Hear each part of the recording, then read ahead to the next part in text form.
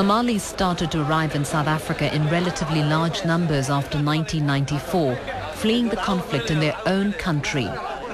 Fatun Osman Ahmed is one of many refugees here. She escaped after her father and brother were killed in the fighting. She made the dangerous journey down Africa alone, hoping to find safety here. They was fighting and there is many problems, like how you can survive there and how everything is very hard. You can't stay there without money, without anything. And then the problem that every night and every day the people that kill each other. This is Mogadishu, the capital of Somalia. Like the rest of the country, it's been ravaged by a chaotic war between shifting factions.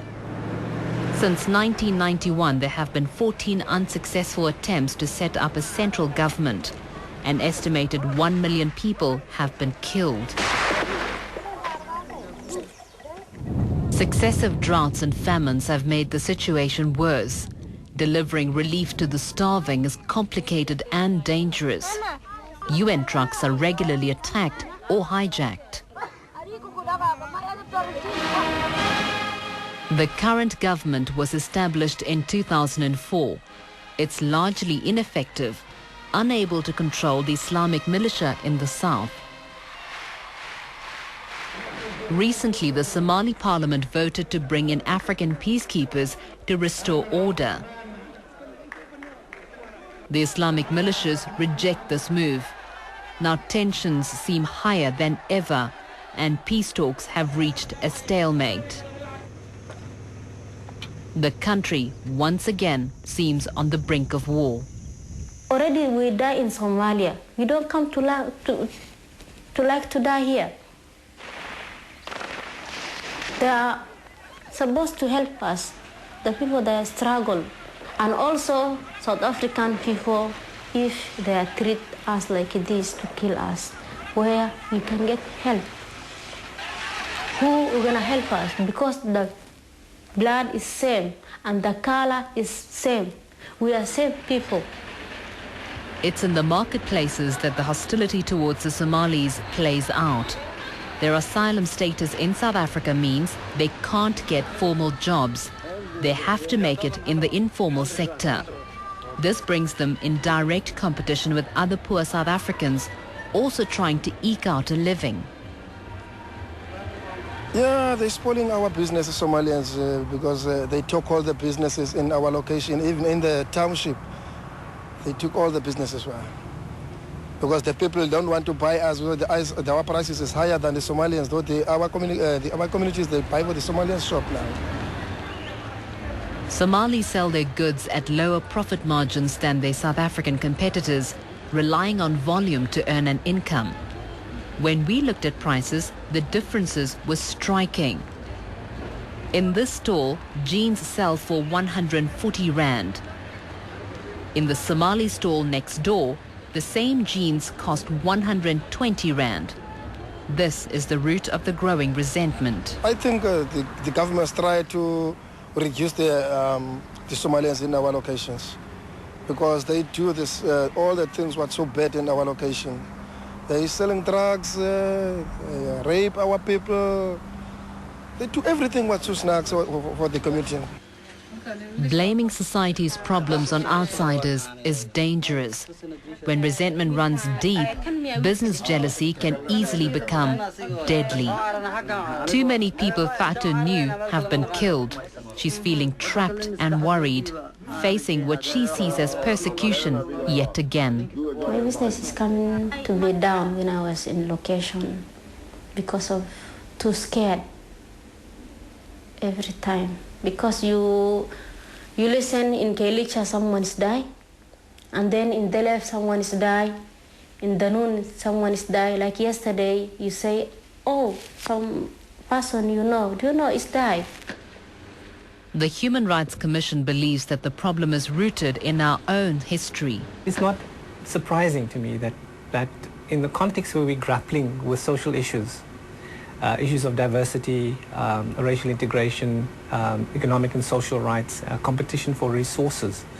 It's not surprising that there would be a sense of territoriality, a sense that the other is coming to displace us and remove our livelihoods, in a sense, may have contributed towards an increase in our xenophobia. Somalis feel they're under siege in these townships. The bars that surround their shops can't always protect them. Fatun packed up and left after her business partner was robbed and killed at this store in Delft in Cape Town. Because of scared, you're scared. You can't walk. Because if someone is coming inside the shop, you don't know if he's taking out the money or you don't know if he's taking the gun out. She abandoned her shop, losing everything. She is once again displaced and has to start from scratch. A refugee in the very place she sought asylum. I'm living with the ladies. I'm living with trouble now because I don't have money. In South Africa, you can't stay without work and without money. And I don't know how I'm gonna start now.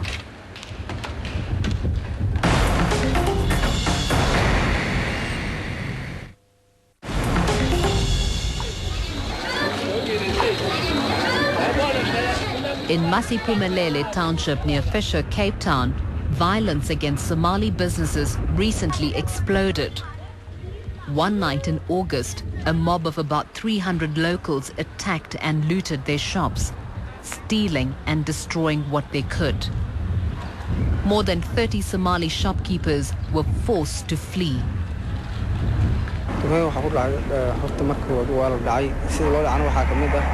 anigoo macnaha waxba filin oo lama filaana ayaa dhowr boqol qof ugu imaaday macnaha halkan ka arkay ay ko soo socdo halkan ka arkay marka anigoo dad caawinaya marka way imaadeen macnaha laba albaab loo dukaankii oo macnaha markii albaabka hore isla qabteenay way fujiyeen albaabka kale ay dhax ku soo jibseen taas daradeena wana saaga cararay.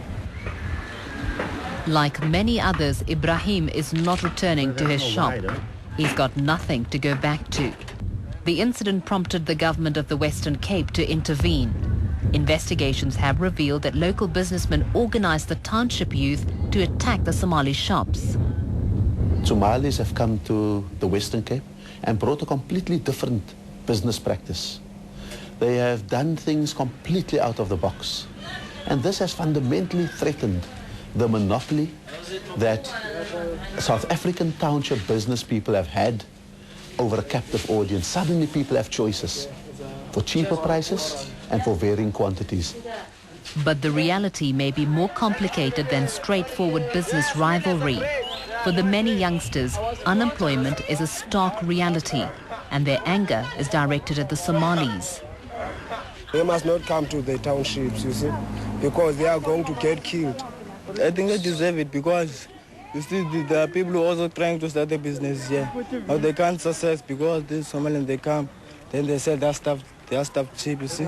We are not educated. We don't know how to hit their market and everything. So I think it's totally unfair for them to come here and the members of the parliament to say that, okay, fine, they must come here to the township. Why they don't take them and put them in the places where, where they stay, in Constantia or wherever. After the Masiphumelele attacks, locals were quick to take over and rebuild the shops that until a few months ago belonged to Somalis. It seems as if they had intended to teach the Somalis a lesson and establish who is boss. A forum for local business people, the Siaka Business Trust, is shaping the new order in the township. Although they claim not to have been behind the attacks, they were aware of the tensions. The Somalians, they just come to overpopulate the place also as well, so that they didn't actually give the chance the other people actually to run the business. For as long as anyone can remember, there was an unspoken gentleman's agreement among local shopkeepers. They all charged more or less the same prices for goods. Then the Somalis came and upset the balance. Rather than seeing the competition as healthy, locals want to re-establish the old ways, by force if necessary. I must abide by law, I can say so, by restrictions also as well, you know what I mean? Because we can't say that actually they must actually running the business and demoralizing the status of the existing business in Masiphumelele. We can't accept that. That is not good enough. That is not fair. The government of the Western Cape is facilitating negotiations between the Siaka Business Trust and the Somalis. But reaching a consensus over prices is going to be difficult. The Siaka Business Trust is busy investigating the few Somali businesses that reopened. They're not happy about the low profit margins.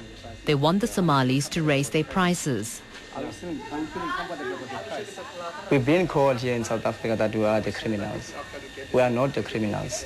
We've been actually mobilizing the meetings in terms of reaching the resolutions between actually the problem which affect the business people of Masiphumelele and also the Somalians. Probably actually in that meetings, we've been actually highlighting the issue concerning with influx, the issue concerning with low prices.